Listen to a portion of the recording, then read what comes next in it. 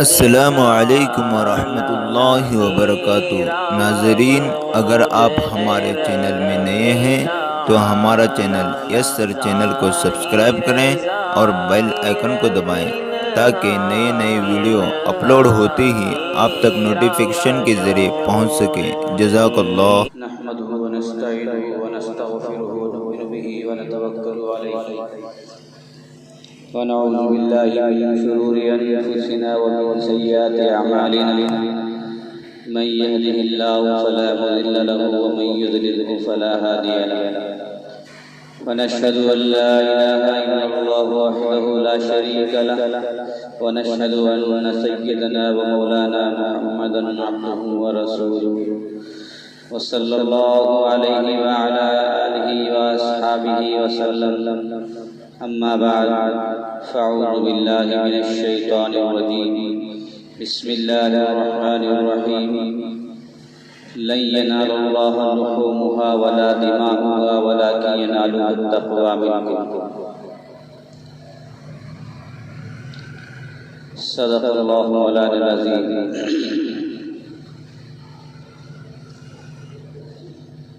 میرے محترم بزرگوں اور دوستوں،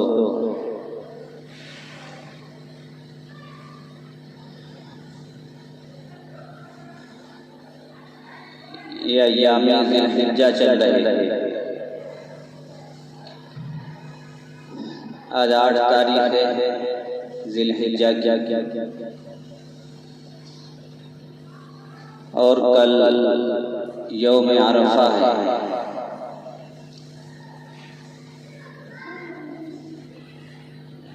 بڑا برکت دن کل کا، اور اس کے بعد عید قربان ہے، اس کو عید الاضحیٰ کہتے ہیں، بقر عید کہتے ہیں اس کو۔ یہ قربانی ہمیں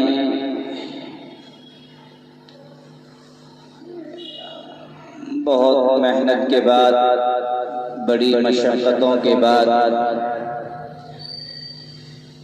ابراہیم علیہ السلام کی جو قربانیاں ہیں کہ اللہ تبارک و تعالیٰ نے حضرت ابراہیم علیہ نبینا علیہ السلام،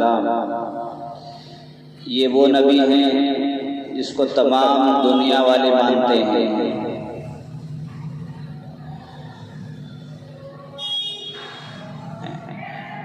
یہودی بھی مانتے ہیں،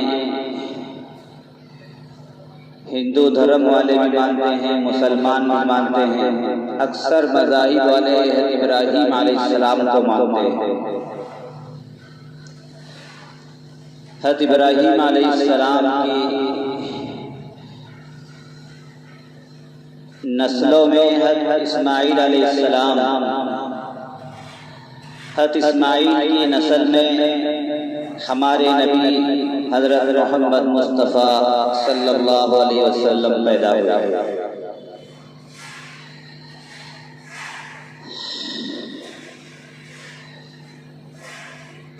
تو ابراہیم علیہ السلام کی قربانیاں،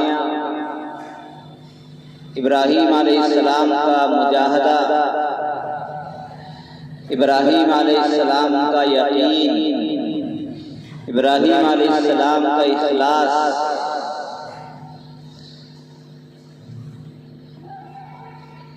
اسی سال کی عمر میں اللہ نے ان کو ایک بیٹا دیا، حضرت اسماعیل کی شکل میں، بڑھاپے میں بیٹے کا مل جانا اور بہت دعاؤں کے بعد ملنا ایک بہت بڑی نعمت ہوتی ہے، اور اس بیٹے سے جتنا پیار ہو جائے، جتنی محبت ہو جائے، کم ہے۔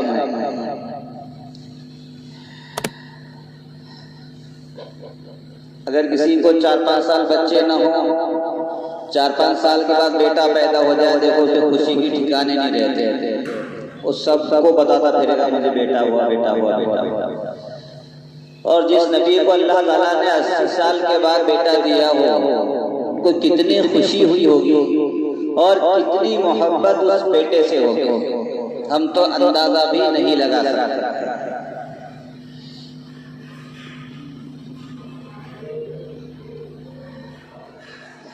یہ خوشی کا عالم ہے، اور ایک نبی یہ وقت ہے، اللہ تعالیٰ کی طرف سے آزمائشوں کا دور انبیاء کرام پر سب سے زیادہ آتا ہے، اور پھر ان لوگوں پر آتا ہے جو نبیوں کے طریقوں پر چلتے ہیں۔ اگر ہم سمجھیں کہ کسی پر کوئی حالات نہیں آ رہے ہیں، اس کا مطلب یہ نہیں کہ وہ بڑا نیک بندہ ہے، یہ اڑچنیں نہیں آ رہی ہیں، اس کا مطلب یہ نہیں کہ بڑا تقوی والا ہے، بڑا پرہیزگار ہے، نہیں۔ آپ نبیوں کی زندگی اٹھا کر کے دیکھیں، جتنے حالات نبیوں پر آئے ہیں اتنے حالات کسی بھی عام لوگوں پر نہیں آئے۔ اور نبی وہ ذات ہوتی ہے جس کو اللہ نے اس وقت پورے زمانے میں بہترین لوگوں میں سے اس کو چنا ہے کہ یہ سب سے اچھا بندہ ہے، میں اس کو نبوت سے نواز رہا ہوں۔ اور اسی اچھے بندے کو پھر اللہ تعالیٰ پریشانیوں میں ڈالتے ہیں، آزمائشوں میں ڈالتے ہیں۔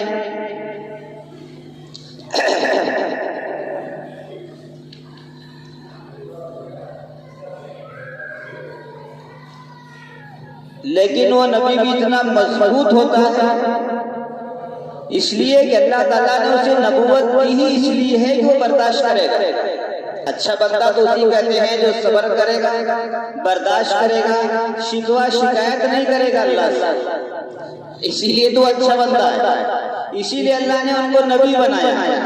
اب جب ان پر حالات آئیں گے تو برداشت کریں گے، صبر کریں گے، اللہ سے مانگیں گے، اور یہی کہیں گے کہ اللہ نے حالات دیے ہیں، ان کو تو ہمیں برداشت کرنا ہے، صبر کرنا ہے۔ یہ نبیوں کی سنت ہے۔ حالات اچھے لوگوں پر آتے ہیں، پریشانیاں، مجاہدے، آزمائشیں اچھے لوگوں پر آتی ہیں، اسی لیے اللہ تعالیٰ نے نبیوں پر آزمائشیں کی۔ بعض نبیوں کو ان کی قوم نے آرے سے کاٹ لیا، نبیوں کو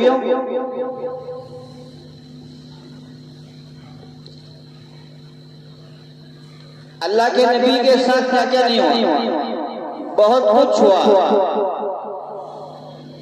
حد یہ تھی کہ اللہ کے نبی کے جان کے دشمن ہو گئے، اللہ کے نبی کو اپنا وطن چھوڑنا پڑا۔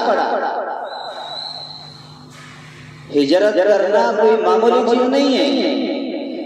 جس نے اپنا بچپن بتایا ہو، جس نے جوانی بتائی ہو، جس کے دوست احباب وہاں رہتے ہوں، جس کے رشتہ دار رہتے ہوں، جس کا پورا خاندان، کنبہ، محلہ، بستی ہو، اس کو چھوڑنا پڑ جائے، یہ چھوڑنے والے کو ہی پتہ کتنا درد ہوتا ہے۔ یہ حالات ہمارے نبی حضرت محمد مصطفیٰ صلی اللہ علیہ وسلم پر آئے۔ اللہ کی نبی کی بیٹیوں کو طلاقیں دلوائی گئی۔ اگر اپنی ذات پر کوئی پریشانی ہو انسان برداشت کر لیتا ہے، لیکن اگر وہی پریشانی اولاد پر آ جائے باپ کو برداشت نہیں ہوتا، بہت تکلیف ہوتی ہے۔ اگر کسی کی بیٹی کو طلاق ہو جائے کتنی تکلیف ہوتی ہے اس باپ کو، بہت تکلیف ہوتی ہے۔ جس بچی کو بال پوس کر بڑا کیا، شادی کی، اب طلاق ہو رہی ہے، کتنی تکلیف اس باپ کو۔ اللہ کے نبی کے 2 بیٹیوں کو طلاق، لیکن اللہ کے نبی نے شکوہ نہیں کیا، شکایت نہیں کی۔ اے اللہ میں تو برگزیدہ بندہ ہوں، میں تو 5 وقت نماز پڑھتا ہوں، روزے رکھتا ہوں، تیرا نبی ہوں، آخری نبی ہوں، اور مجھ پر یہ حالات آ رہے ہیں؟ نہیں، کبھی نہیں کہا۔ ہم لوگ 2 ٹائم کی نماز پڑھ کر کے سوچتے ہیں کہ کوئی پریشانی نہ آئے، اگر دوسری نماز میں پریشانی آ گئی، تیسری نماز میں غائب، کیا کرنے کا، نماز پڑھو بھی پریشانی آ رہی ہے۔ یہ ہمارا یقین ہے، یہ ہمارا ایمان ہے۔ نبیوں کا ایمان یہ ہے کہ جب بھی کوئی پریشانی آتی فوراً مسجد کی طرف دوڑتے تھے،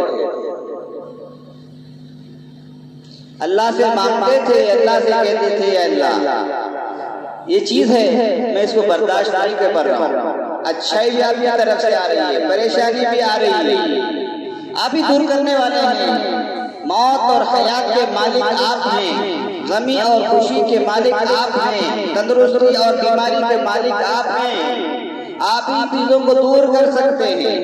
لیکن انبیاء کرام شکوے کا تو وہ مطلب ہی نہیں تھا، ان کا ایمان ہی اللہ نے ایسا بنایا تھا کہ اللہ کے سامنے شکوے کا کوئی مطلب ہی نہیں۔ حضرت موسیٰ علیہ السلام نے حضرت شعیب علیہ السلام کی 10 سال تک بکریاں چرائیں۔ یہ انبیاء کی سنتیں ہیں، بکریوں کو چرانا، بکریوں کو پالنا۔ اللہ نے بکریوں میں بہت برکت رکھی ہے، 10 سال تک بکریاں چرائیں۔ شعیب علیہ السلام یعنی جن کی بکریاں تھیں وہ بھی نبی، جو بکریاں چرا رہے ہیں وہ بھی نبی۔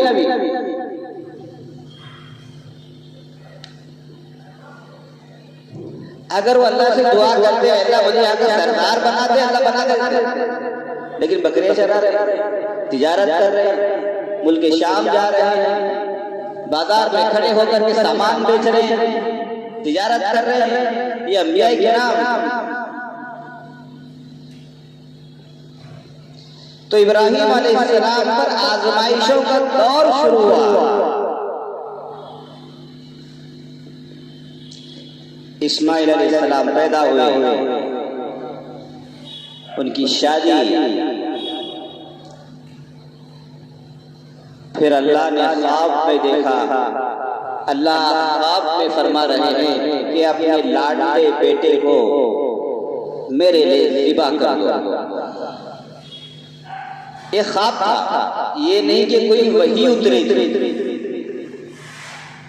یا کوئی فرشتہ لے کر کے آیا تھا اس چیز کو کہ اللہ نے پیغام بھیجا ہے تمہارے لیے۔ اگر ہم لوگ ہوتے تو یہ کہتے تو خواب ہے چھوڑ دو، لیکن نبیوں کے خواب بھی وہی ہوتے ہیں، یہ فرق ہے۔ امتی کا جو خواب ہوتا ہے وہ بشارت، نبیوں کا جو خواب ہوتا ہے وہ وحی ہوتی ہے۔ اسی لیے حدیث شریف میں ہے کہ خواب کا نظر آنا، اچھے خوابوں کا نظر آنا یہ نبوت کا 40واں حصہ ہے۔ اچھے خواب نظر آنا نبوت کا یہ 40واں حصہ ہے، یعنی جس طرح انبیاء کرام کو اچھے خواب نظر آتا، اسی طرح نیک بندوں کو، سچے لوگوں کو جو زندگی میں سچ بولتے ہیں ان کو سچے خواب نظر آتا۔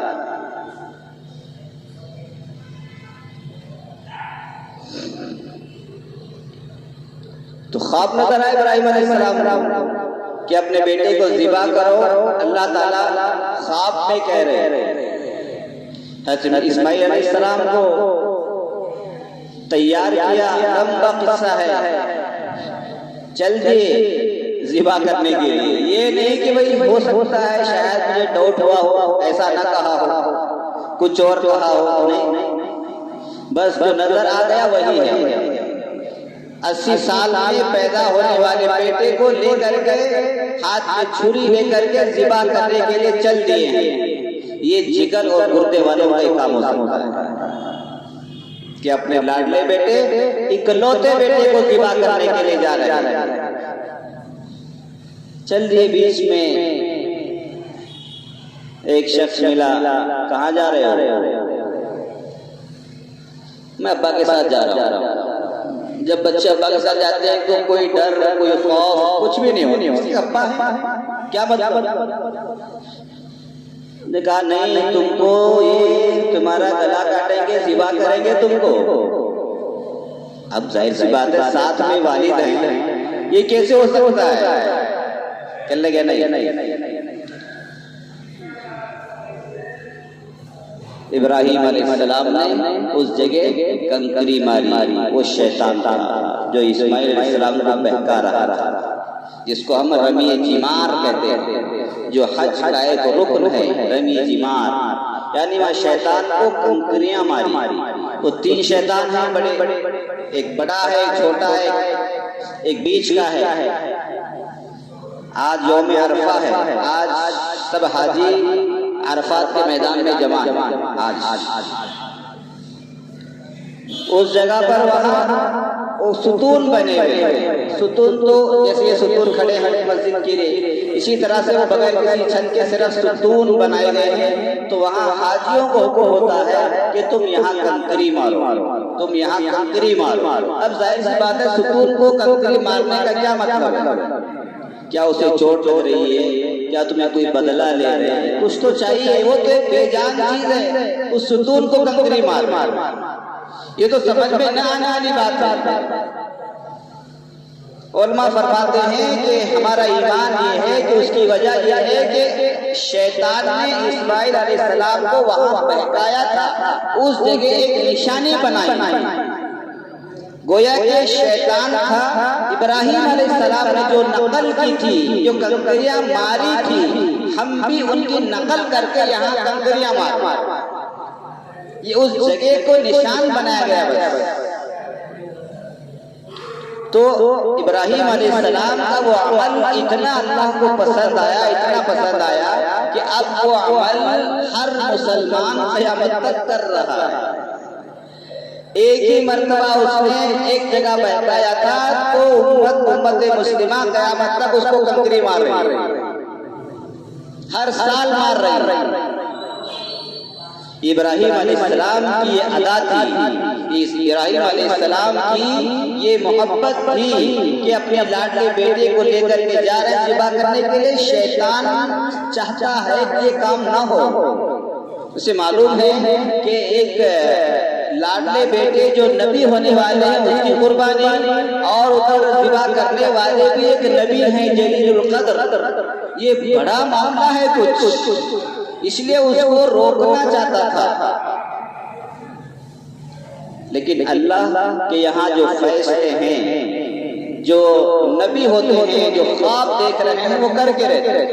چنانچہ گئے ابراہیم علیہ السلام، اسماعیل علیہ السلام کو لٹایا اپنے بیٹے کو، آنکھوں پر پٹی باندھی۔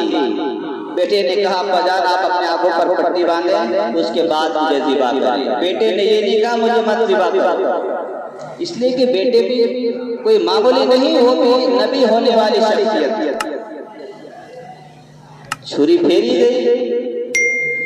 اب یہ نبیوں کے معجزے ہوتے ہیں، اور اللہ تعالیٰ کو اس طرح سے کرانا تھا کہ اصل اسماعیل علیہ السلام پر چھری کو صرف دکھانا تھا کہ چلائی گئی، لیکن اللہ نے جنت سے دمبے کو بھیج کر کے ان کی جگہ ذبح کروایا، اسماعیل علیہ السلام کو بچایا۔ صرف یہ دیکھنا تھا کہ ابراہیم علیہ السلام میرے خواب کو کیسے پورا کرتے۔ ادھر ابراہیم علیہ السلام بھی اللہ کے نزدیک کامیاب ہو گئے، بس اسماعیل علیہ السلام وہ بھی اللہ کے نزدیک کامیاب ہو گئے، اس لیے کہ انہوں نے اللہ کے لیے جان دینے کو قبول کیا، اور انہوں نے اللہ ہی کے لیے اپنے بیٹے پر چھری پھیرنے کو قبول کیا، تو دونوں اللہ کے نزدیک مقبول ہو گئے۔ یہ سلسلہ وہیں سے شروع ہے قربانی دینے۔ اللہ نے دمبے کی شکل میں اسماعیل علیہ السلام کی جگہ ایک ذبح ہوا۔ بعض علماء فرماتے ہیں کہ اسماعیل علیہ السلام پر چھری کیوں نہیں چلی، وجہ کیا ہوئی؟ جب چھری چلائی گئی ہے تو چلی کیوں نہیں؟ علماء فرماتے ہیں اس کی وجہ ایک یہ ہے کہ اسماعیل علیہ السلام ہی کی نسل سے حضرت محمد مصطفیٰ صلی اللہ علیہ وسلم کو پیدا ہونا۔ اگر اسماعیل علیہ السلام ذبح ہو جاتے، وہ اللہ کے نبی کا سلسلہ نسب ہے، اللہ کے نبی اسماعیل علیہ السلام کے نسب سے ہیں، اللہ کے نبی کے توسط سے اللہ نے اسماعیل علیہ السلام کو بچایا کہ انہی کی نسل سے حضرت محمد مصطفیٰ صلی اللہ علیہ وسلم کو جنم لینا تھا، اس لیے اللہ نے وہاں چھری نہیں چلوائی۔ اسی لیے جو اللہ کے نبی سے پوچھا گیا کہ یہ جو ذبح کرنے کا جو مسئلہ ہے، یہ جو ذبح والی عید منائی جاتی ہے، یہ کس کی سنت ہے؟ اللہ کے نبی نے فرمایا یہ قربانی کرنا میرے باپ ابراہیم علیہ السلام کی سنت ہے۔ کیا فرما رہے ہیں؟ میرے باپ ابراہیم علیہ السلام کی سنت ہے، یہ نہیں کہا کہ میری سنت ہے۔ تو یہ جو ہم کرتے ہیں ابراہیم علیہ السلام کی سنت، اللہ کے نبی نے یہ عمل پوری زندگی کیا، اللہ کے نبی نے یہ عمل پوری زندگی کیا ہے۔ آخری سال اس وقت اللہ کے نبی دنیا سے وصال فرمانے والے تھے، 100 اونٹوں کو ذبح کیا۔ اللہ کے نبی نے اپنی طرف سے 100 اونٹ قربان کیے، ایک نہیں، دو نہیں، تین نہیں، 100 اونٹ۔ اور اونٹ جو ہے عربوں کی بہت بڑی دولت ہوتی تھی اس زمانے میں، جس کے پاس جتنے زیادہ اونٹ ہوتے ہیں وہ اتنا بڑا مالدار ہوا کرتا ہے۔ اللہ کے نبی نے اپنے ہاتھ سے 63 اونٹ ذبح کیے اپنے ہاتھ سے، باقی اونٹ صحابہ کو کہا یہ باقی تم ذبح کرو۔ یہ اللہ کے نبی کا آخری عمل ہے۔ اگر یہ رحم کے خلاف چیز ہوتی تو اللہ کے نبی کبھی بھی کسی جانور پر چھری نہ چلاتے۔ جو چیز کی جا رہی ہے وہ اللہ کے لیے کی جا رہی ہے اور اللہ کے حکم سے کی جا رہی ہے۔ ہم سب کا مالک اور خالق وہ اللہ کی ذات ہے، اسی ذات میں اسی اللہ نے ہم کو اجازت دی ہے، ہم کو حکم دیا ہے کہ تم اللہ کے راستے میں قربانی کرو۔ آج بھی دنیا میں آپ کہیں بھی جائیں، کسی بھی مذہب میں جائیں، ہر مذہب میں قربانی چلتی ہے۔ کوئی دیوی دیوتاؤں پر قربانی چڑھاتا ہے، کوئی پتھروں پر چڑھاتا ہے، کوئی کسی نام سے چڑھاتا ہے، کوئی کسی نام سے قربان کرتا ہے۔ ہم اللہ کے نام سے قربانی کرتے۔ تو قربانی کرنا یہ کوئی رحم کے خلاف چیز نہیں ہے۔ اللہ نے اس انسان کو اشرف المخلوقات بنایا ہے، تمام مخلوق میں سب سے اوپر، سب سے اعلیٰ، سب سے محترم، سب سے اچھی جو مخلوق ہے وہ انسان۔ فرشتوں سے بھی انسان اچھی مخلوق ہے۔ ہم سمجھتے ہیں کہ فرشتے ہم سے اوپر ہیں، نہیں، فرشتے بھی انسانوں کے نیچے آتے ہیں۔ علماء فرماتے ہیں اسی لیے اللہ تعالیٰ نے نبیوں کو جو بھیجا ہے وہ انسانوں میں سے بھیجا ہے، فرشتوں میں سے کسی نبی کو نہیں بنا کر بھیجا ہے، اس لیے کہ اشرف المخلوقات ہے۔ کسی گائے کو نبی بنایا ہو، گھوڑے کو نبی بنایا ہو، یا اڑنے والے چیز کو نبی بنایا ہو، کسی جنات کو نبی بنایا ہو، کسی فرشتے کو نبی بنایا ہو، کہیں نہیں سنا ہوگا۔ صرف انسانوں کو اللہ نے نبی بنایا ہے۔ کیوں بنایا؟ اس لیے کہ اشرف المخلوقات ہے، تمام مخلوق اس کے تابع ہیں، اسی لیے اللہ نے انسان کو نبی بنا کر کے انسانوں کے درمیان، جناتوں کے درمیان بھیجا ہے۔ جاؤ تبلیغ کرو، ایک اللہ کی دعوت دو، مخلوق کو جہنم کی آگ سے بچاؤ۔ تو یہ عمل ابراہیم علیہ السلام کا عمل ہمارے امت میں منتقل ہو کر کے سنت ابراہیمی بن گیا۔ اس طرح سے اللہ کے نبی نے پوری زندگی اس عمل کو کیا، ہمیں بھی اس عمل کو پوری زندگی کرنا ہے۔ جب اللہ تعالیٰ مال دیتا ہے، دولت دیتا ہے، ہر سال قربانی واجب ہوتی ہے۔ یہ نہیں کہ ایک سال میری طرف سے، ایک سال ماں کی طرف سے، ایک سال باپ کی طرف سے، ایسا نہیں، ایسا کوئی مسئلہ نہیں ہے۔ جو انسان کماتا ہے اس پر ہر سال قربانی واجب ہوتی ہے، اس لیے سب سے پہلے اپنے نام سے کمانے والا قربانی لے۔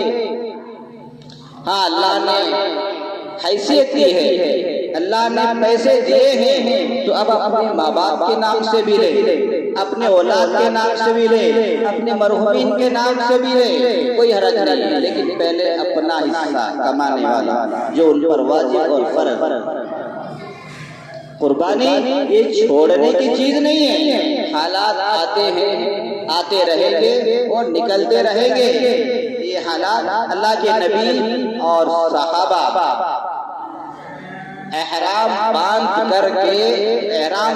کر مکہ مکرمہ کو گئے، مکہ مکرمہ کو جا رہے ہیں، راستے میں روک لیا کہ تم عمرہ نہیں کر سکتے۔ کفار مکہ نے صحابہ کو، اللہ کے نبی کو روک لیا، تم عمرہ نہیں کر سکتے۔ حالات یہ اللہ کے نبی پر بھی آئے، رکاوٹیں یہ اللہ کے نبی پر بھی آئی ہیں۔ اللہ کے نبی نے صحابہ سے مشورہ کیا، بھئی کیا کرنا چاہیے، یہ تو منع کر رہے ہیں کہ عمرہ نہیں کر سکتے۔ صحابہ کرام کہنے کہ یا رسول اللہ ان کو ایک ایک ہاتھ دکھے، لو صحابہ بھی کم نہیں تھے، اللہ نے ان کو بھی جوش، جذبہ، ہمت، طاقت، قوت جو کچھ تھا سب کچھ دیا تھا۔ کہنے کہ یا رسول اللہ ہم غلط تو نہیں ہیں، اس لیے پیچھے کی ہٹنے کا۔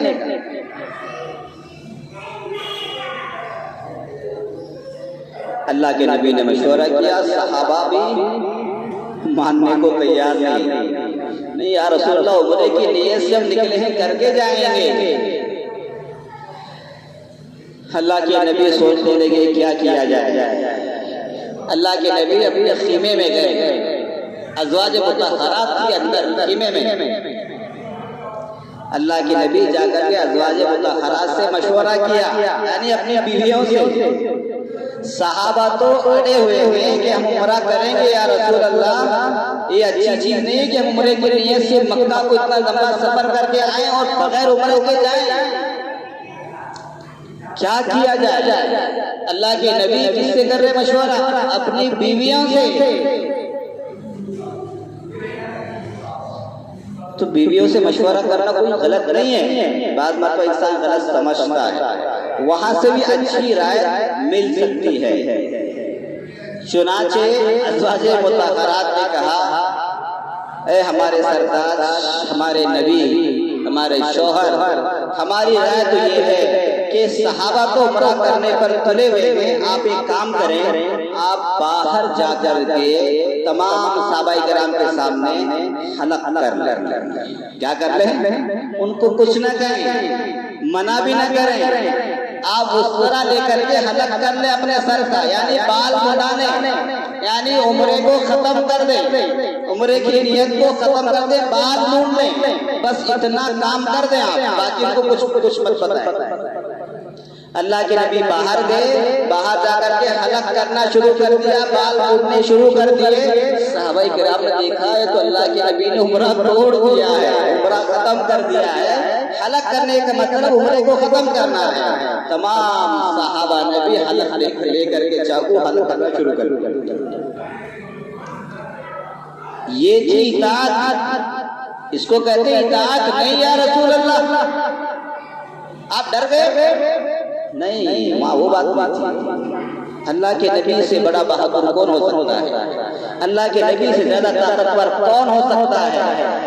اللہ کے نبی کی نگاہیں اللہ کی ذات پر ہوتی ہیں۔ اللہ کا نبی جو کرتا ہے وہ اللہ کا حکم ہوتا ہے، اللہ کی طرف سے ہوتا ہے۔ گویا کہ بیویوں کا مشورہ دینا کہ آپ حلق کر لیں، اس مرتبہ عمرہ نہ کریں، وہ اللہ کی طرف سے تھا۔ اس لیے اللہ کے نبی نے رکاوٹ کی وجہ سے عمرہ نہیں کیا، حلق کر لیا واپس۔ اس کا فائدہ کیا ہوا؟ واپس جا رہے تھے، ایک دل کے اندر کسر، یہ کیا ہو گیا؟ تو عمرے کے لیے سے آئے تھے، ہم عمرہ نہیں کر سکے، یعنی ایک اندر سے شرمندگی ہو رہی تھی کہ گویا کہ ہم ڈر کر کے جا رہے ہیں۔ ہوتا ہے نا بعض مرتبہ بڑے روک رہے ہیں، رہنے دو، مت کرو ایسا، چھوٹے کہتے ہیں ڈرنے کا کیا ان سے، اندر سے محسوس ہوتا ہے۔ صحابہ کرام بھی ہم ایسے ہی جا رہے ہیں، آنکھوں سے آنسو تھے، واپس جب جا رہے ہیں تو اللہ کے نبی پر آیت اتری، یہ دیکھیے کیا اتر رہی ہے، اِنَّا فَتَحْنَا لَكَ فَتَحًا مُبِينًا۔ اے نبی ہم نے آپ کو فتح مبین دے دی۔ عجیب بات ہے، ادھر کفار مکہ عمرہ نہیں کرنے دے رہے ہیں، صحابہ کرام شرمندہ ہیں، رو رہے ہیں، اللہ کے نبی عمرے سے بغیر عمرہ کے واپس جا رہے ہیں، اور آیت اتر رہی ہے کہ ہم نے تم کو فتح دے دی۔ سمجھ میں نہیں آ رہا ہے، آیت ہو رہی ہے کہ ہم نے تم کو فتح مبین، کھلی ہوئی فتح، بڑی فتح دیتے ہیں۔ تو آدمی سوچتا یہ کون سی فتح ہے کہ عمرے کے لیے آئے ہیں، عمرہ کرنے نہیں دیا، کفار نے واپس جا رہے ہیں اور فتح کر رہے ہیں۔ اللہ کے نبی نے آیت پڑھ کر کے سنائی کہ مجھ پر یہ آیت نازل ہوئی ہے۔ 10 سال نہیں گزرے تھے، اللہ کے نبی 10,000 کا لشکر لے کر کے مکہ کو فتح کر۔ یہ وہ فتح تھی جو اللہ نے وہاں رکاوٹ کے بعد فتح مبین کی بشارت دی تھی۔ صحابہ کرام نے اتنا صبر کیا۔ 10 سال کے بعد 10,000 صحابہ مکہ کو فتح کرنے کے لیے جا رہے ہیں، پھر یہ کفار مکہ ان کو زمین بھی پناہ نہیں دے رہے، کوئی ان کو پناہ دینے کو تیار نہیں۔ اللہ کے نبی نے جو اعلان کیا ہے جو فلاں کے گھر میں داخل ہوگا اس کو پناہ دی جائے گی، جو فلاں کے گھر میں داخل ہوگا اس کو پناہ ملے گی، جو مکہ میں رہے گا اس کو مسجد حرام میں جو رہے گا اس کو پناہ ملے گی۔ پھر تو سب کفار مکہ مسجد حرام میں آ کر کے جمع ہونے لگے، جس کا اللہ کے نبی نے نام لیا تھا اس کے گھروں میں جا کر کے پناہ لی، اس لیے کہ اللہ کے نبی نے کہا تھا کہ جو اس گھر میں جائے گا اس کو کچھ نہیں کرے۔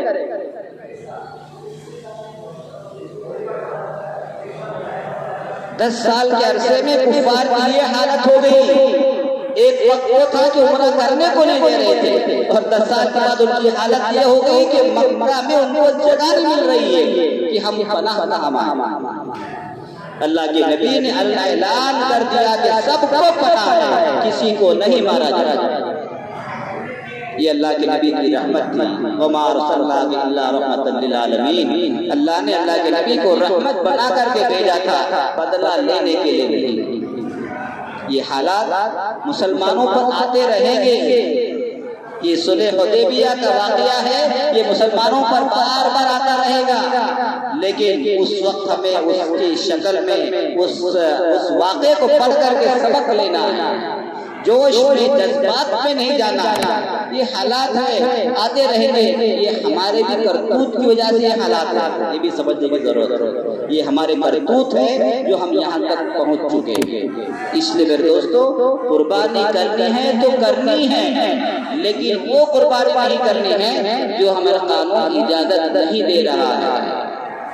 اس لیے اس کا احتیاط کریں، جتنا ہوتا ہے مریادے کے ساتھ کریں، لیکن قربانی 3 دن تک ہوتی ہے۔ پہلے دن ہوتی 10 ذی الحجہ کو، 11 ذی الحجہ کو، 13 ذی الحجہ کو۔ اس لیے ایک دن موقع نہیں ہے، نہیں کر سکے کوئی بات نہیں، دوسرے دن کر لیں، فرصت نہیں ہے دوسرے دن کر لیں، دوسرے دن بھی فرصت نہیں ہے تو تیسرے دن کر لیں۔ اللہ نے اسی لیے قربانی کو 3 دن تک رکھا ہے۔ اس لیے قربانی کی نیت ختم نہ کریں، یہ غلط بات ہے کہ انسان ایسے حالات کی وجہ سے قربانی ہی نہ کرے، کہ کسی کو اٹھا کر کے پیسے دے دے، نہیں، بالکل بھی جائز نہیں ہے۔ جو قربانی واجب ہے وہ قربانی ہی کی شکل میں ہوگی۔ ہاں، 3 دن گزرنے کے بعد، بہت کوششوں کے بعد نہیں ہوئی تو وہ مجبوری ہے کہ کسی غریب کو آپ صدقہ کر دیں، وہ مجبوری ہے، لیکن وہ مجبوری ابھی نہیں آئی ہے۔ جو 3 دن ختم ہونے کے بعد اللہ تعالیٰ کوئی نہ کوئی راستہ نکالیں گے، اسی لیے ڈر اور خوف یہ چیزیں نکال دیں، اپنے معمول کے مطابق جتنا ہو سکتا ہے احتیاط کے ساتھ، پردے کے ساتھ، صاف صفائی کے ساتھ، بغیر کسی شور کے، بغیر کسی ویڈیوگرافی کے، بغیر کسی فوٹو کے، اچھے انداز سے اخلاص کے ساتھ قربانی کریں۔ اور قربانی کے وقت یہ نہیں کہ پورے گھر والے وہاں کے ٹھہرے ہیں، ایسا بالکل بھی نہ کریں۔ ایک آدمی آ جائے، باقی حصے والے آپ اجازت دے دیں کافی ہے۔ ان حالات میں زیادہ جم گھٹا جمانے کی ضرورت نہیں ہے۔ مذبح خانے میں جتنے کم سے کم ہو سکے رہے، ذرا بھیڑ نہ لگا۔ بھیڑ کی وجہ سے محسوس ہوتا ہے جانور تو ایک ذبح ہو رہا ہے، لگتا ہے کہ جیسے 100 ذبح ہو رہا ہے۔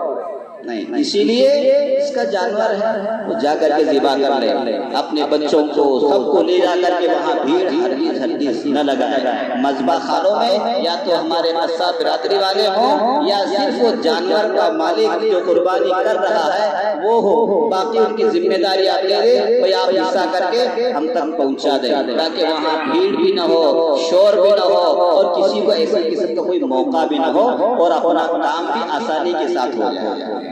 لیکن قربانی کی نیت کو ختم نہ کریں، قربانی ضرور کریں، اپنے آنکھوں کے سامنے کریں، اپنے ہاتھوں سے کریں قربانی، یہ افضل ترین چیز ہے، افضل ترین چیز ہے، اس لیے اس کا اہتمام کریں۔